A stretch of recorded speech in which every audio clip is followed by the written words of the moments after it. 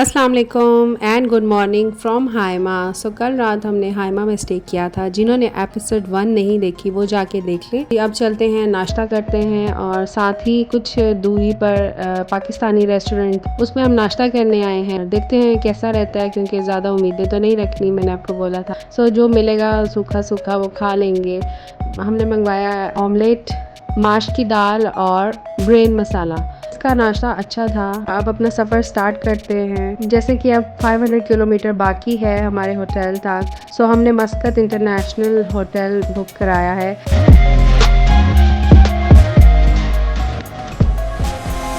इस एरिया में white sand है और यहाँ पे लाइमस्टोन के पहाड़ हैं। ये लाइमस्टोन के लिए फेमस है ये वाला एरिया।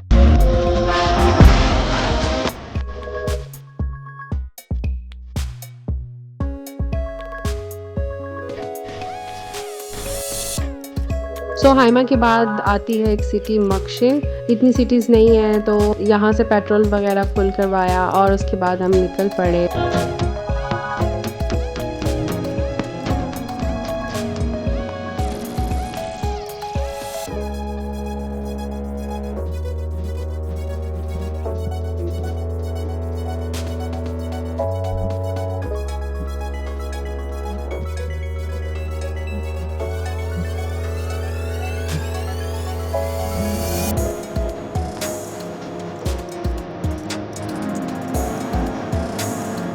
अब हम पहुंच चुके हैं तुमरुत के पास। Thumrait is also a city near Salalah. में इनकी एयर बेस है, तो वहाँ से फाइटर जेट्स 2-3 हमें नज़र आए। सो ये भी काफ़ी मज़े का व्यू था। एक डिफरेंट सी चीज़ देखने को मिल गई।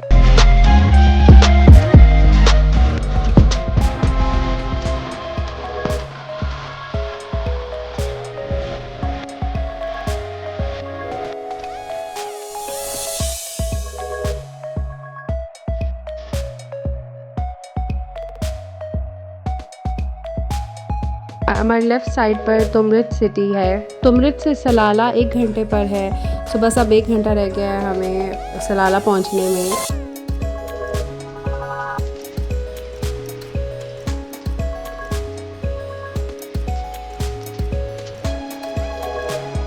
सामने आपको ये जो बादल नज़र आ रहे हैं, बहुत ही खूबसूरत इसकी फॉर्मेशन थी। और ये सलाला है। जैसे जैसे हम नज़दीक जा रहे थे, एक्साइटमेंट हो रही थी कि क्या होगा, कैसा है सलाला। यहाँ से तो लग रहा है कि बहुत ही ज़बरदस्त होगा।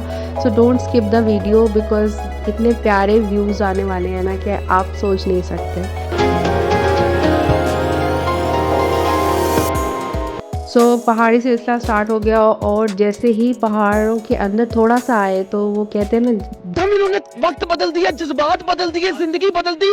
वो वाला हो गया कि एकदम आप गर्मी से ठंड में चले जाते हो और एकदम फोगी इन्वायरमेंट आ जाता है। So this is Salalah. Welcome to सलाला।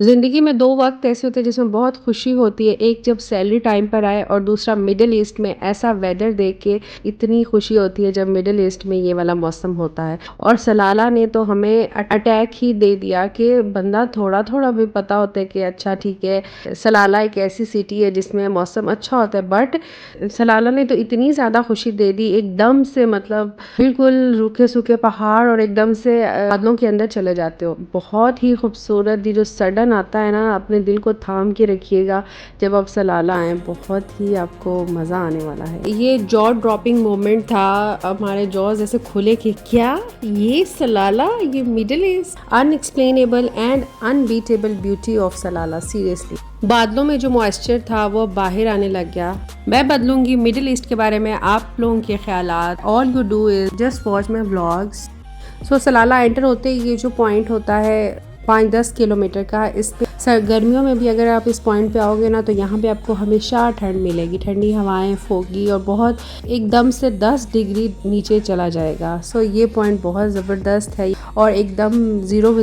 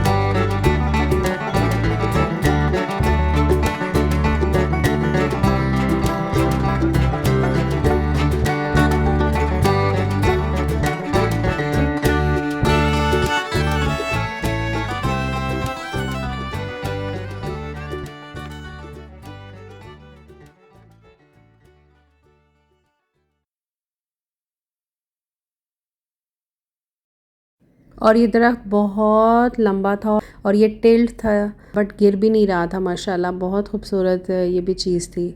यहाँ पर मैं एक डिस्क्लेमर देना चाहती हूँ कि मैं जितने भी यहाँ पे प्रॉफिट्स की ग्रेव्स आपको दिखाऊंगी इसके रिलेटेड जितना भी मैं आपको विज़िट करवाऊंगी उससे रिलेटेड मैं जो कुछ भी बताऊंगी लोगों की बताई हुई और सुनी हुई बातें हैं। सबसे बेहतर जानने वाला तो अल्लाह ताला की ज़ात है कि क्या ठीक है क्या नहीं, बट मैं सारे फैक्ट्स एंड फिगर आपके सामने रखूँगी उसके बारे में।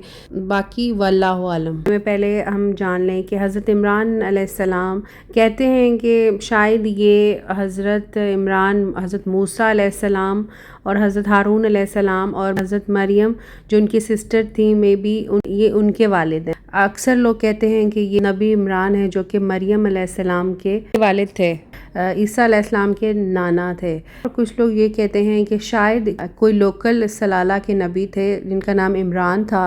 काफ़ी लोग थे तो उन्होंने एक ही लाइन में इनको दफना दिया बजाय के इसको साथ साथ दफनाते, तो उन्होंने एक ही ग्रेव में इनको, और वो इसलिए इतनी लंबी है।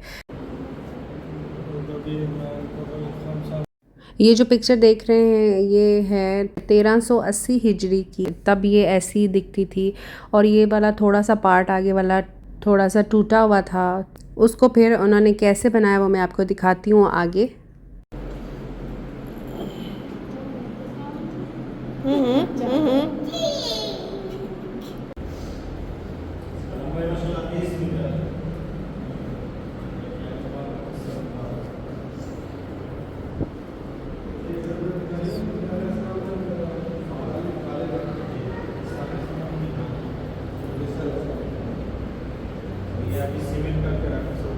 फोटो देखा ना उसके साथ में खुला बाद में इसको सीमेंट से ऐसा बनाया। वहाँ पे जो केयर टेकर थे उन्होंने हमें बताया इस तरह ये दिखती है। उन्होंने थोड़ा सा हटा देखा और हमने टच किया कि इसको यहाँ से ये टूटी हुई थी थोड़ी। इस बात का अंदाज़ा इससे लगाया जाता है कि अगर बाकी नबियों की कब्रें जो हैं वो इतनी ज़्यादा लंबी नहीं हैं, सो ये इतने पुराने नहीं हैं कि इनके कद इतना लंबा हो, क्योंकि ये हज़रत हूद अलैहिस्सलाम, हज़रत सालेह अलैहिस्सलाम से बाद के नबी हैं। तो अगर उनकी कब्रें छोटी हैं तो इनकी इतनी लंबी कैसे हो सकती, जबकि उनके दौर में इतने लंबे कद नहीं थे। इतना लंबा इंसान इतना चौड़ा भी होता है, उसकी चौड़ाई भी होती है, तो इतना लंबा इतना पतला नहीं हो सकता कोई। ये डिफरेंट आराएं हैं लोगों की, बिल्कुल भी अथेंटिक एसच नहीं है, but everyone is visiting as a profit. तो चलो प्रॉफिट तो हैं ही हैं, तो उस वजह से विज़िट कर लेते हैं। और मैं ये शुक्र कर रही थी दिल में कि अगर ये इंडो पाक में ये होते तो इतने वो मज़ार, और मतलब मज़ार तो है लेकिन एसच वहाँ पे कोई मांगने वाला नहीं। It was around 12 metre long, और ये फेमस ज़्यादा इसलिए है बिकॉज इसकी लेंथ बहुत लंबी है, इसकी लेंथ एक्स्ट्रा ऑर्डनरी है। That's why it's the longest grave in the world. तो अब हम चलते हैं हज़रत सालेह अलैहिस्सलाम की ऊँटनी का वाक़या जो पेश आया वो कहाँ पे हुआ वो भी मैं आपको दिखाती हूँ। So same disclaimer, first of all it was under construction. चलते हैं नीचे और देखते हैं। सो इसकी हिस्ट्री ये है कि नबी सालेह अलैहिस्सलाम का तो आप सबको पता होगा, तो जिनको नहीं पता मैं बता दूं कि हज़रत सालेह अलैहिस्सलाम कौम समूद पर एज अ प्रॉफिट आए थे। कि कौम बुतों की पूजा करती थी, अल्लाह ताला के पैगाम अपनी कौम को दिया बट उन्होंने उसको नहीं माना। सो उन्होंने कहा कि हम ईमान तब लाएंगे जब, तो एक ऊँटनी इस पहाड़ में से निकले, वो 10 महीने की प्रेग्नेंट हो। तो हज़रत सालेह अलैहिस्सलाम ने अल्लाह ताला से दुआ की, अल्लाह ताला ने ऊँटनी को इस पहाड़ से नमूदार कराया। तो हज़रत सालेह अलैहिस्सलाम ने अपने लोगों को बोला कि इसको फ्रीली घूमने दो और इसे कोई नुकसान नहीं पहुंचाएगा। तो कैमल वॉज यूनिक और उसका जो दूध था वो भी हज़ारों लोगों के लिए काफ़ी होता था, लेकिन उसके बावजूद भी उनकी कौम इम्प्रेस नहीं हो सकी और ऊँटनी से नफ़रत करने लग गए। और सो उन्होंने उस ऊँटनी को ज़िबा करने का सोचा, कबूल तो करना नहीं था, जस्ट वो हुज्जतें ही करते रहते थे। सो अल्लाह ताला ने हुक्म दिया कि एक दिन यहाँ से पानी ऊँटनी पिएगी और दूसरे दिन बाकी लोग पिएंगे। तो उन्होंने ऐसी हुज्जतें निकालना स्टार्ट कर दी कि ये ऊँटनी सारा पानी पी जाती है और बाकी जानवर जो हैं इससे डरते हैं, ऐसी कंप्लेंट्स करने लग गए। उनमें से 9 लोग जो थे वो काफ़ी शैतान किस्म के थे। तो एक औरत ने उनको भड़काया कि तुम जाके इसको कत्ल कर दो।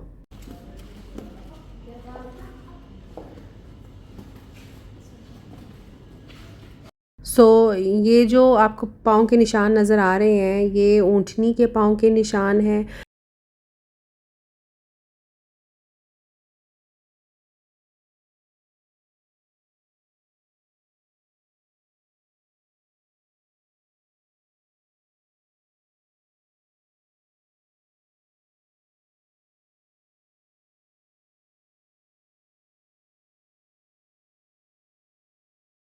और इसमें से पानी निकलता था जिससे वो पीते थे।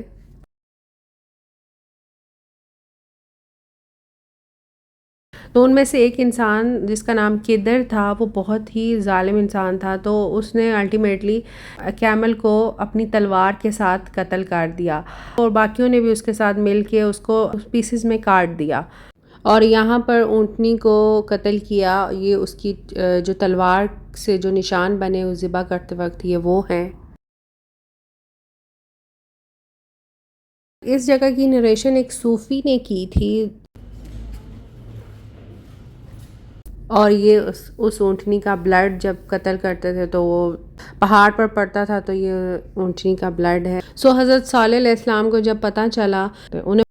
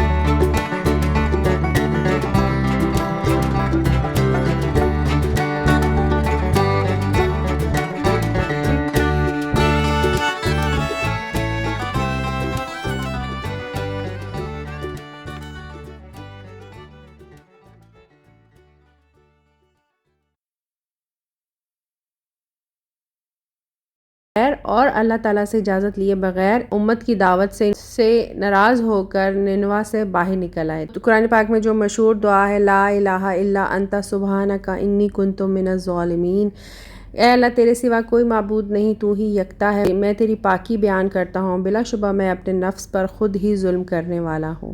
अल्लाह ताला ने हज़रत यूनुस अलैहिस्सलाम की दर्द भरी आवाज़ को सुना और कबूल फरमाया। मछली को हुक्म हुआ कि यूनुस को जो तेरे पास मेरी अमानत है उगल दे। चुनाचे मछली ने साहिल पर यूनुस अलैहिस्सलाम को उगल दिया।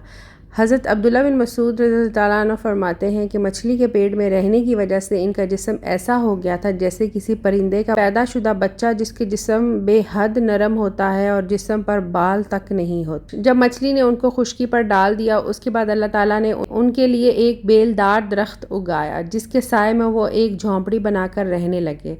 चंद दिन के बाद ऐसा हुआ कि हुक्म खुदा से इस बेल की जड़ को कीड़ा लग गया और उसने जड़ को काट डाला। जब बेल सूखने लगी तो यूनुस अलैहिस्सलाम को बहुत गम हुआ। तब अल्लाह ताला ने वही के ज़रिए उनको मुखातिब किया और फरमाया, यूनुस तुमको इस बेल के सूखने का बहुत रंज हुआ जो एक हकीर सी चीज़ है, मगर तुमने ये ना सोचा कि निनवा की 1 लाख से ज़्यादा आबादी जिसमें इंसान बस रहे हैं, उनके अलावा जानदार भी आबाद हैं, उनको बर्बाद और हलाक कर देने में हमको कोई नागवारी नहीं होगी। और क्या हम उनके लिए इससे ज़्यादा शफ़ीक व मेहरबान नहीं हैं जितना कि तुझको इस बेल के साथ उन्स है जो तुम वही का इंतज़ार किए बगैर कौम को बद्दुआ करके इनके दरमियान से निकल आए।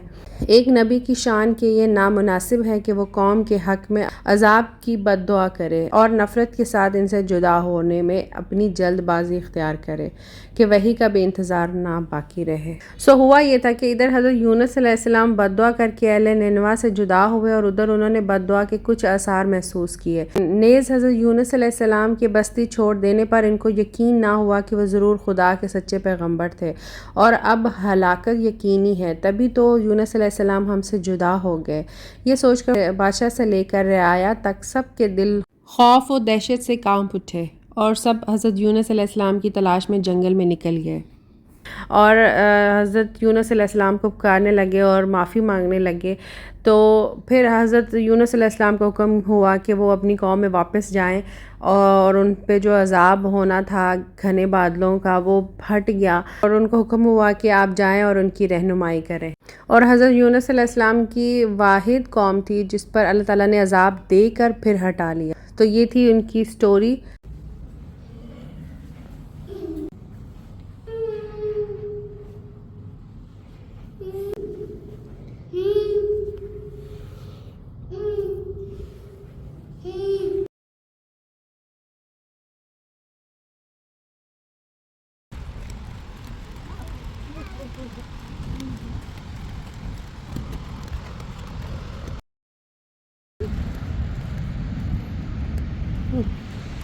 अब चलते हैं, साथ ही बीच है तो थोड़ा बीच का व्यू एंजॉय करते हैं। और यहाँ के बीचेस की ख़ास बात ये है कि यहाँ पे पानी की लहरें बहुत ज़्यादा तेज़ हैं और बहुत ऊंची भी हैं। सो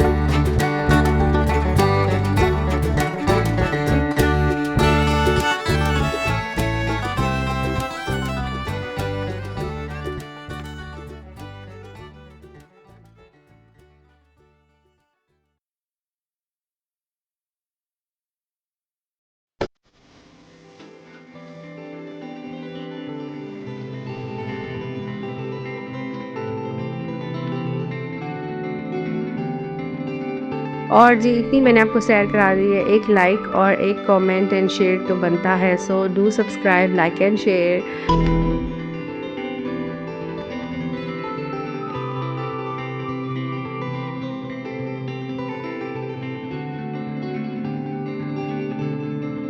ये वाले जो रिमेन्स हैं ये मस्जिद के हैं, इसका मतलब है यहाँ पे मुस्लिम्स रहते थे। आई विश थोड़ा सा टाइम ज़्यादा होता हमारे पास तो हम इसको पूरा विज़िट करते, बहुत मज़ा आता।